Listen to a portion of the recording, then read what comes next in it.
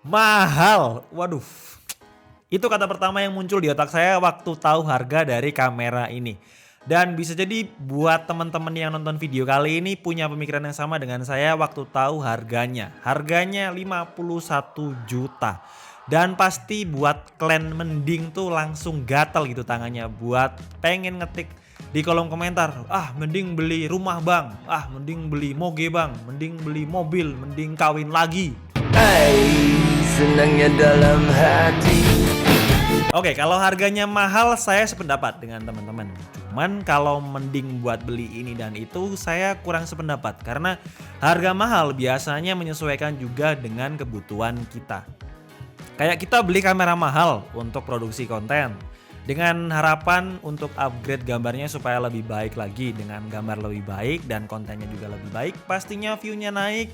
Kemudian yang punya channel juga seneng AdSense-nya naik dan yang punya channel yang pasti juga naik haji. Makanya video ini dibuat untuk share pengalaman kita waktu nyobain Sony A7S Mark III waktu bikin konten di DKID. Mungkin teman-teman sadarin kualitas gambarnya membaik atau lebih bagus sekarang karena berkat kamera ini. Sebenarnya kamera ini udah lama keluar sekitar bulan September tahun kemarin dan udah setahun berlalu saya tetap excited untuk bahas kamera ini karena ini merupakan mirrorless full frame terbaik yang pernah saya cobain. Pertama, ini profesional kamera yang user friendly banget untuk user interface-nya. Karena kalau teman-teman pengguna Sony dalam waktu yang lama pasti tahu banget kalau Sony itu punya user interface yang advance. Mungkin nggak terlalu friendly untuk beberapa orang yang baru masuk ke ekosistem Sony. Cuman kalau yang udah lama gunain Sony pasti udah hafal lah ya. Menu-menunya apa aja, terus gimana ngatur shortcutnya supaya lebih cepat waktu kita take video atau foto di outdoor ataupun di indoor. Di kamera Sony A7S Mark III ini, Sony kelihatan dengerin banget masukan dari penggunanya. Karena di A7S Mark III ini, Sony bikin tombol dial untuk mode videonya itu deket banget dengan menu manual untuk mode fotonya. Jadi gampang untuk berpindah dari mode foto ke mode video. Cocok untuk travel vlogger yang run and gun. Misalkan mau ambil gambar kemudian langsung take video. Jadi nggak perlu muternya itu jauh banget. Terus layar yang udah full touchscreen dan articulating atau bisa di flip ke bagian samping. Mode kayak gini tuh masih jadi favorit karena untuk bagian atasnya atau hotsu-nya bisa ditempatkan mikrofon eksternal ataupun lighting dengan posisi yang benar-benar sangat pas. Karena untuk mode yang lain misalkan tilting atau ditarik ke belakang ataupun di flip ke bagian bawah, menurut saya benar-benar kurang fungsional karena untuk variasi angle yang didapatkan masih lebih banyak mode layar seperti ini. Dan gak hanya itu, Sony kasih layar yang udah full touchscreen dengan 1.228.800 titik yang bekerja untuk menu dan juga autofocus yang udah support dengan sentuh dan juga swipe atau digeser kayak di smartphone kita. Kalau di kamera yang kita gunakan saat ini yaitu Sony A7C, mode touchscreen-nya hanya terbatas untuk memilih autofocus aja, nggak bisa milih menunya. Tapi di seri flagship-nya yaitu Sony A7S Mark III ini udah dapetin full touchscreen dengan user interface yang dirubah total, yaitu dengan 3 bar vertikal yang benar-benar lebih mudah untuk digunakan. Kalau di versi sebelumnya ya masih menggunakan mode 1 bar dengan posisi horizontal. Dan satu lagi, Sony juga kasih kita opsi analog. Misal kita nggak mau gunain mode touchscreen-nya saat tangan kita kotor ataupun basah. Mantap sih menurut saya karena Sony itu kerasa dengerin banget keluhan-keluhan atau masukan-masukan dari penggunanya. Ya sekarang semua orang seakan-akan cita-citanya itu jadi konten kreator. Dan semakin banyak permintaan terhadap kamera kayak gini dan pastinya banyak banget yang ngasih masukan Sony yang bikin articulated layar, kemudian tombol-tombolnya. Dan kalau kita bahas tombol, Sony kasih kita tombol record video di bagian depan deket banget dengan tombol shutter. 4 tombol custom, kemudian 4 tombol dial yang emang enak waktu diputer-puter kayak gini. Terus beberapa detail kayak bagian pada pengait strap yang pasti punya kalian itu otek-otek. Atau bebas gitu kan. Jadi ganggu waktu kita mau ambil video ataupun foto terus flip layarnya jadi natap-natap kalau orang Jawa bilang ya kan. Ataupun waktu mau pasang strapnya juga ganggu. Cuman kalau kalian lihat untuk produk Sony A7S Mark III ini, Sony bikin bagian hooknya atau pengaitnya ini benar-benar rapet. Nah ini. Jadi nggak ganggu atau nggak masuk bunyinya waktu kita rekam video. Biasanya bunyinya tik-tik-tik. Selebihnya Sony kasih kita electronic viewfinder dengan XDR OLED 1,3 cm yang benar-benar berfungsi untuk pengambilan gambar di siang hari, khususnya waktu matahari benar-benar terik Waktu kita manfaatin layarnya pastinya kurang kelihatan karena reflect. Nah, makanya dengan electronic viewfinder pastinya sangat ngebantu apalagi udah electronic viewfinder. Di Sony A7S Mark III ini kita juga dapetin port HDMI full size yang berarti mudah banget untuk mirroring ke layar eksternal.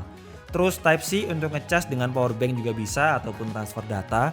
Dan yang gak kalah penting kita dapetin port audio jack untuk mic eksternal. Jadi udah mantep banget untuk disebut kamera profesional. Satu lagi yang saya suka, Sony tempatin untuk slot memory cardnya di bagian samping sini. Dan dengan keuntungan kalau kita mau ganti memory card atau masukkan memory card, kita nggak perlu matikan dulu kameranya. Seperti kalian punya kamera DSLR atau mirrorless, kebanyakan untuk memory cardnya di bagian bawah sini atau dekat dengan baterai. Cuman untuk Sony A7S Mark III ini kita dapetin slot memory cardnya 4 slot memory card di bagian samping ini. Jadi gampang banget. Nah, 4 slot memory card yang dipunya dengan 2 slot UHS SD card dan 2 slot CF Express Type A. Ya Sony kayak ngasih tahu lah ya. Kayak kamera yang saya punya ini nggak ada recording limit, nggak ada overheating problem. Jadi kalian pastinya butuh memory card yang besar banget untuk record video ataupun ambil foto. Cuman buat saya yang orangnya ekonomis lebih terjangkau pakai UHS SD card ya. Jadi karena harganya itu nggak terlalu mahal. Kalau pakai CF Express Type A harganya udah jutaan rupiah. Tapi ya memang lebih bagus sih dan lebih kencang juga untuk bitrate-nya. Jadi ya pilihan bisa dihadapkan ke kalian, mau pakai memory card yang biasa ataupun mau pakai memory card yang kualitasnya itu tinggi. Low light killer, berat ya namanya ya. Sony ngeklaim kalau ini merupakan low light killer kamera, tapi setelah saya lihat spesifikasinya ya saya semakin yakin karena ISO yang dipunya oleh kamera ini 50 sampai 409.600, gila. Dan untuk Sony A7C ini sekitar 200 ribuan aja. Ini udah 409.600, 2 kali lipatnya. Ngefeknya apa sih? Sebenarnya kalau teman-teman tahu misalkan lihat video kayak gini, tak, nah, keluar bintik-bintik atau bisa disebut noise, bisa jadi karena memang kurang cahaya.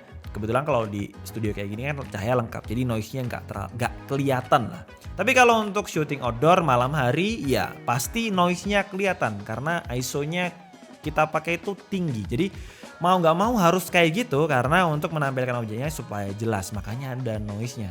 Untuk Sony A7S Mark III ini punya noise atau toleransi noise yang tinggi banget sampai 409.000. Nah kalau untuk sensor APS-C atau Micro Four Thirds yang ukurannya jauh lebih kecil kalau dibandingkan full frame, ya hal itu wajar karena memang mereka kurang sensitif terhadap cahaya. Untuk pilihan terbaiknya ya pakai full frame kayak gini. Tapi kalau misalkan udah pakai kamera full frame tapi masih ada bintik-bintiknya, ya bisa jadi ISO sensitivity-nya itu masih rendah, nggak setinggi punya Sony A7S Mark III ini. Satu hal yang saya bingung, kenapa untuk kamera profesional seharga 51 juta yaitu Sony A7S Mark III ini masih menggunakan megapiksel yang rendah yaitu 12,2 megapiksel.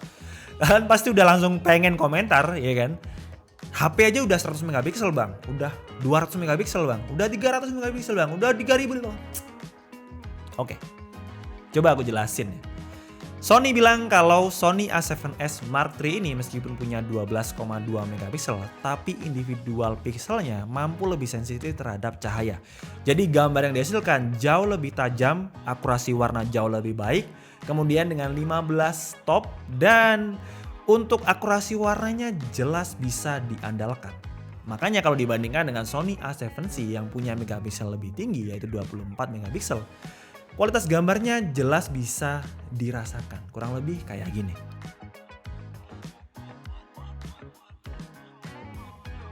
Oh ya, untuk ukuran detailnya Sony A7S Mark III ini punya sensor full frame dengan ukuran 35mm Exmor CMOS sensor menggunakan Beyond CX untuk image processing engine-nya. Karena ini kamera video, langsung aja kita bahas untuk beberapa fitur dari Sony A7S Mark III ini. Nah, recording format yang digunakan Sony A7S Mark III ini bisa menggunakan XAVCS yang katanya punya kualitas lebih baik dengan ukuran file yang lebih kecil. Terus kita juga bisa menggunakan format sebelumnya yaitu FVCSD yang kita bisa dapetin kualitas terbaiknya dengan 4K di 120 fps dan dengan bitrate 60 MB per second. Dan udah support juga dengan 10 bit 422. Kalau teman-teman bingung 10-bit Fortu itu apa, untuk kualitas gambarnya dan komposisi warnanya pasti jauh lebih akurat dan lebih luas kalau 10-bit Fortu dengan ilustrasi seperti ini.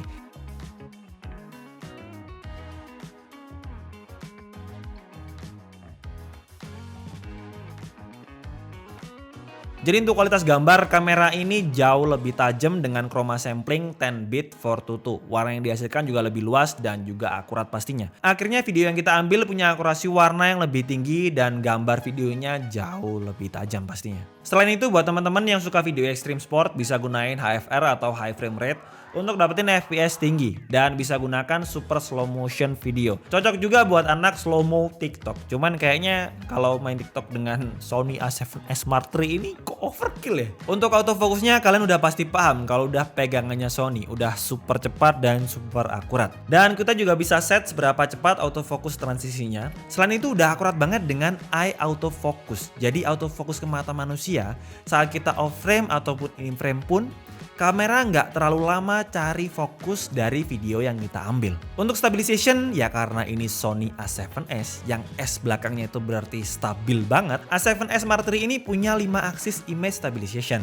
Dan emang bener-bener smooth waktu kita gunain untuk ambil video secara handheld atau dengan tangan aja kayak gini tanpa strap. Cuman sedikit ngezoom kalau kita pengen bener-bener manfaatin image stabilization-nya. Langsung aja kita cobain untuk fitur image stabilization di Sony A7S Mark III ini.